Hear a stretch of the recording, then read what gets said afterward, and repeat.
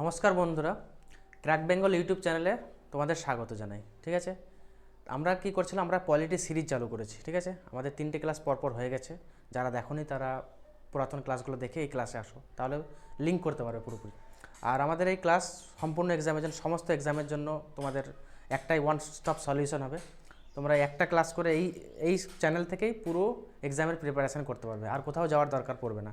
ঠিক আছে, তো চলো আজকে আমরা আমাদের চতুর্থ ক্লাস শুরু করি।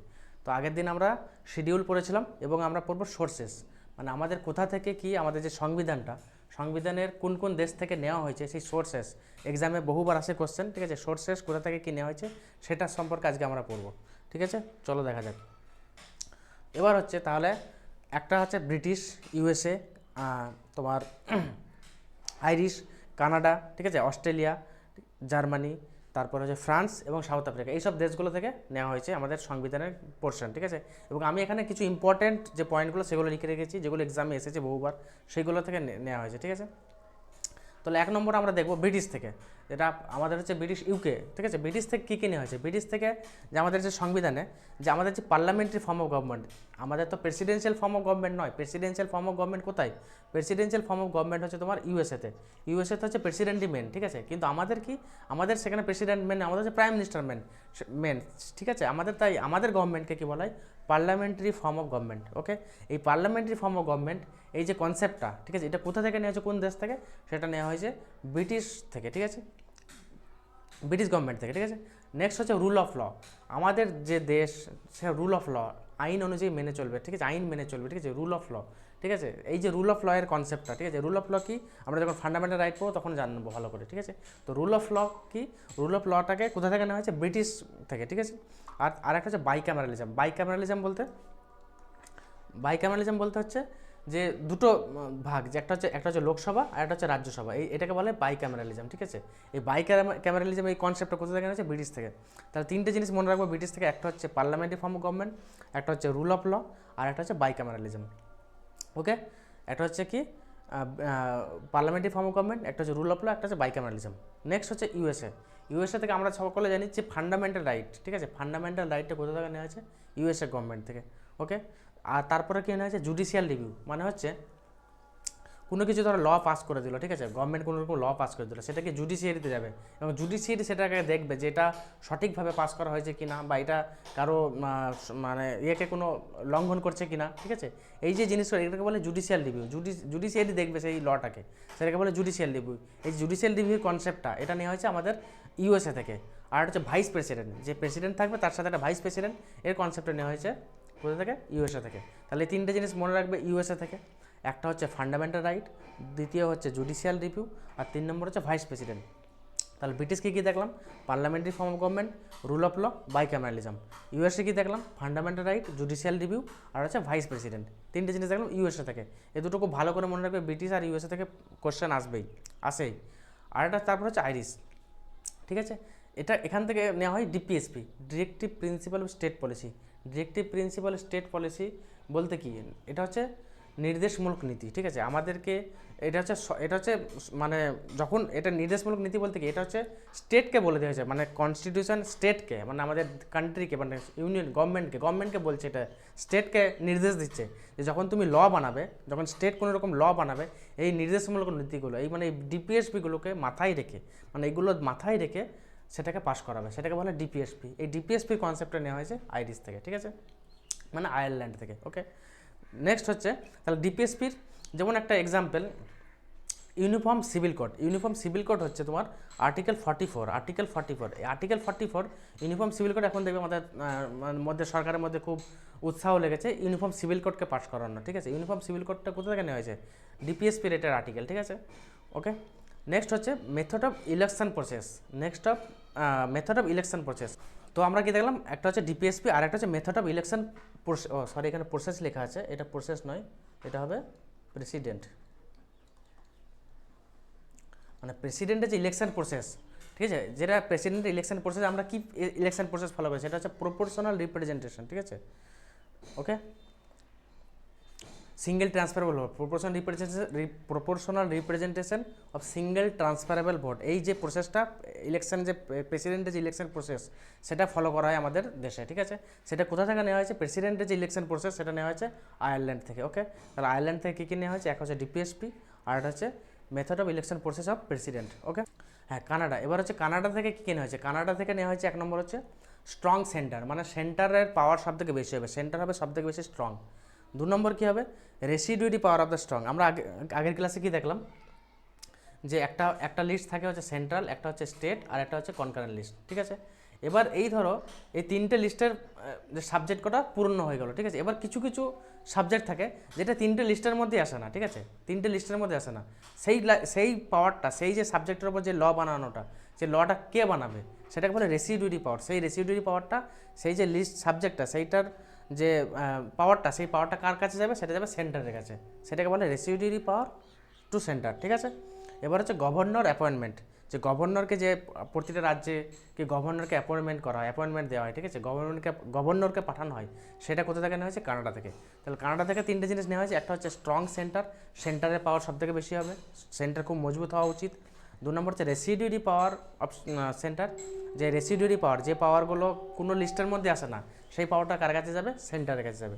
আর 3 নম্বর হচ্ছে গভর্নরের অ্যাপয়েন্টমেন্ট, যে গভর্নরকে প্রতিটি রাজ্যে একটা করে গভর্নর থাকবে, সেটার অ্যাপয়েন্টমেন্ট কোথা থেকে নেওয়া হয়েছে, কানাডা থেকে। তাহলে কি দেখলাম, তিনটে দেখলাম, একটা হচ্ছে কানাডা স্ট্রং সেন্টার, 2 নম্বর রেসিডুয়ারি পাওয়ার অফ সেন্টার, মানে যে পাওয়ারটা তিনটে লিস্টের মধ্যে আসেনি সেই পাওয়ারটা যাবে সেন্টারের কাছে। আর হচ্ছে গভর্নরকে অ্যাপয়েন্টমেন্ট করা, এটাও যাবে, এটাও কোথা থেকে নেওয়া হয়েছে, কানাডা থেকে। তার তিনটে জিনিস কানাডা থেকে নেওয়া হয়েছে। নেক্সট দেখবো আমরা অস্ট্রেলিয়া। এবার অস্ট্রেলিয়াটাকে আমরা মনে রাখবো একটা ট্রিক্সের মাধ্যমে, ঠিক আছে। আমরা কি জানি, অস্ট্রেলিয়ার যে ক্রিকেট টিম আছে, অস্ট্রেলিয়ার ক্রিকেট টিম কী করে, খুব তারা কি জয়েন্টলি খেলে, ঠিক আছে, একসাথে খেলে, কনকারেন্টভাবে খেলে। তাহলে যে আমরা এখান থেকে দুটো জিনিস মনে রাখলাম, একটা হচ্ছে কনকারেন্ট, একটা জয়েন্ট, মানে তারা একসাথে এত মানে মজবুতভাবে তারা টিম ওয়ার্ক করে খেলে যে তারা কোনো রকম কোনো এক্সাম মানে ওয়ার্ল্ড কাপ হারে না, ঠিক আছে, কোনো রকম কোনো ম্যাচ হারে না। সেই জন্য তাহলে দুটো জিনিস, তাহলে আমরা অস্ট্রেলিয়ার টিম থেকে যে ক্রিকেট টিম মনে রেখে দুটো জিনিস মনে রাখবো, একটা হচ্ছে কনকারেন্ট, একটা হচ্ছে জয়েন্ট, ঠিক আছে। কনকারেন্ট মানেও একসাথে আর জয়েন্ট মানেও একটা, তাহলে একটা হচ্ছে কি কনকারেন্ট লিস্ট আর একটা হচ্ছে জয়েন্ট সিটিং। কনকারেন্ট লিস্ট আমরা যেটা বললাম যে একটা হচ্ছে একটা সেন্ট্রাল লিস্ট, একটা স্টেট লিস্ট, একটা কনকারেন্ট লিস্ট। এই যে কনকারেন্ট লিস্টের কনসেপ্টটা কোথা থেকে নেওয়া হয়েছে, এটা নেওয়া হয়েছে অস্ট্রেলিয়া থেকে, ঠিক আছে। আর একটা জয়েন্ট সিটিং, মানে ধরো কোনো একটা অর্ডিনারি বিল, কোনো একটা বিল পাস হবে, ঠিক আছে, সেই বিল পাস হওয়ার জন্য তো দুটো লোকসভা রাজ্যসভা দুটোতে পাস হতে পারছে না, তখন কী করবে, যে স্পিকার জয়েন্ট সিটিংয়ে ডাকবে, ঠিক আছে, জয়েন্ট মানে প্রেসিডেন্ট ডাকবে এবং কী করে স্পিকার সেটাকে প্রিসাইড করবে, ঠিক আছে। সেই যে জয়েন্ট সিটিংটা বসবে দুটো, মানে একটা হচ্ছে লোকসভা প্লাস রাজ্যসভা, দুজনের যে মেম্বারগুলো আছে একসাথে বসে লটা যখন পাস করবে সেটাকে বলে জয়েন্ট সিটিং, ঠিক আছে। তাহলে এই জয়েন্ট সিটিংয়ের যে কনসেপ্টটা কোথা থেকে নেওয়া হয়েছে, সেটা হচ্ছে অস্ট্রেলিয়া থেকে। আর এটা হচ্ছে ট্রেড, যে ট্রেডের যে কনসেপ্টটা, যে ট্রেডিং করা, ঠিক আছে, ট্রেড করা, ঠিক আছে, বিজনেস ব্যবসা, ঠিক আছে, এই ট্রেডটা কোথা থেকে নেওয়া হয়েছে, অস্ট্রেলিয়া থেকে। একটা হচ্ছে কনকারেন্ট, একটা হচ্ছে ট্রেড আর একটা হচ্ছে জয়েন্ট সিটিং, এই তিনটে জিনিস নেওয়া হচ্ছে অস্ট্রেলিয়া থেকে। তারপর হচ্ছে তোমার কানাডা, জার্মানিতে আমরা একটা জিনিস মনে রাখবো, জার্মানিতে আমরা কি জানি, যে জার্মানিতে হিটলার ছিল, ঠিক আছে, এবার হিটলার কী করেছিল, যে জিউসদেরকে হত্যা করেছিল, ঠিক আছে, এমার্জেন্সি লাগিয়ে দিয়েছিল, ঠিক আছে। মানুষের যে ফান্ডামেন্টাল রাইট ছিল, সেই রাইটটাকে কি নষ্ট করে দিয়েছিল, ধ্বংস করে দিয়েছিল, সেই রাইটটাকে রাখেনি কোনো মানুষের, এমার্জেন্সি করে দিয়েছিল। তাহলে এই জিনিস থেকে আমরা মনে রাখবো suspended fundamental right during emergency, fundamental রাইটটাকে মানে নষ্ট করে দেওয়া, সাসপেন্ড করে দেওয়া এমার্জেন্সির সময়, সেটা সেই কনসেপ্টটা কোথা থেকে নেওয়া হয়েছে, জার্মানি থেকে। তাহলে জাস্ট একটা সিম্পল হিটলারকে মনে রেখে আমরা এই জিনিসটা জার্মানি সম্পর্কে মনে রাখতে পারি, যে ফান্ডামেন্টাল রাইটকে সাসপেন্ড করে দেওয়া এমার্জেন্সির সময়, এই কনসেপ্টটা নেওয়া হয়েছে তোমার জার্মানি থেকে। তারপর হচ্ছে ফ্রান্স থেকে আমরা যে জিনিসটা মনে রাখবো, যেমন হচ্ছে ধরো এখানে হচ্ছে ফ্রান্স, ঠিক আছে। ফ্রান্স থেকে একটা হচ্ছে রিপাবলিক, ঠিক আছে, আমাদের যে কান্ট্রি রিপাবলিক কান্ট্রি, সেই রিপাবলিকের কনসেপ্টটা নেওয়া হচ্ছে ফ্রান্স থেকে, ঠিক আছে। একটা হচ্ছে লিবার্টি, একটা হচ্ছে ইকুয়ালিটি, আর একটা হচ্ছে ফ্র্যাটার্নিটি, ঠিক আছে। এই চারটে কনসেপ্ট, লিবার্টি মানে আমাদের যে প্রিয়াম্বেলে যে চারটে ওয়ার্ডই দেওয়া আছে, ঠিক আছে, একটা হচ্ছে রিপাবলিক, লিবার্টি, ইকুয়ালিটি, ফ্র্যাটার্নিটি, ঠিক আছে। এই চারটে ওয়ার্ডই কোথা থেকে নেওয়া হচ্ছে, ফ্রান্স থেকে। তাহলে কী এটা খুব ইম্পর্টেন্ট, এটা একদম প্রায় এক্সামে এসেছে, যে রিপাবলিক কোথা থেকে নেওয়া হয়েছে, ফ্র্যাটার্নিটি কোথা থেকে নেওয়া হয়েছে, লিবার্টি কোথা থেকে নেওয়া হয়েছে, আর ইকুয়ালিটি কোথা থেকে নেওয়া হয়েছে। তাহলে এই চারটে কনসেপ্ট কোথা থেকে নেওয়া হয়েছে, যে ফ্রান্স থেকে, ফ্রান্সের কনস্টিটিউশন থেকে নেওয়া হয়েছে। আর একটা হচ্ছে সাউথ আফ্রিকা। সাউথ আফ্রিকা আমরা কি জানি যে আমাদের যে গান্ধীজি, তিনি যখন সাউথ আফ্রিকাতে ছিলেন, তাকে কি করা হয়েছিল, ট্রেন থেকে নামিয়ে দেওয়া হয়েছিল, ঠিক আছে। তো ট্রেন থেকে নামিয়ে দেওয়া হয়েছিল, তো ট্রেন থেকে নামিয়ে দেওয়া হওয়ার পর আমরা তখন তিনি কী করেছিলেন, সেই দেশে কি আন্দোলন শুরু করে দিয়েছিলেন, ঠিক আছে। আন্দোলন শুরু করে সেই যে কালোদের প্রতি মানে ব্ল্যাকদের প্রতি যে তাদের যে অত্যাচারটা, সেটা তিনি নষ্ট করেছেন, সেটা তিনি অ্যামেন্ড করে দিয়েছিলেন, সেটা তিনি সংশোধন করে দিয়েছিলেন। এইভাবে আমরা মনে রাখবো যে সাউথ আফ্রিকাতে কী করেছে, সাউথ আফ্রিকা থেকে কী নেওয়া হয়েছিল, অ্যামেন্ডমেন্ট, ঠিক আছে। তাহলে অ্যামেন্ডমেন্ট যে আমাদের এখন যে কনস্টিটিউশনটা অ্যামেন্ডমেন্ট দেখি, যে কোনো কিছু চেঞ্জ করে দেওয়া, অ্যামেন্ডমেন্ট করে দেওয়া, সেই অ্যামেন্ডমেন্টের কনসেপ্টটা কোথা থেকে নেওয়া হয়েছে তোমার সাউথ আফ্রিকা থেকে। তাহলে আরেকবার আমরা পুরোপুরি রিভাইজ করে নিই জিনিসটা। প্রথম হচ্ছে ব্রিটিশ থেকে কী নেওয়া হয়েছে, parliamentary form of government, rule of law, bicameralism. Second হচ্ছে ইউএসএ থেকে নেওয়া হয়েছে ফান্ডামেন্টাল রাইট, জুডিশিয়াল রিভিউ এবং হচ্ছে ভাইস প্রেসিডেন্ট, ঠিক আছে। 3 নম্বর আয়ারল্যান্ড থেকে ডিপিএসপি, আর হচ্ছে method of election process of প্রেসিডেন্টের যে ইলেকশন প্রসেস সেটা নেওয়া হয়েছে আয়ারল্যান্ড থেকে।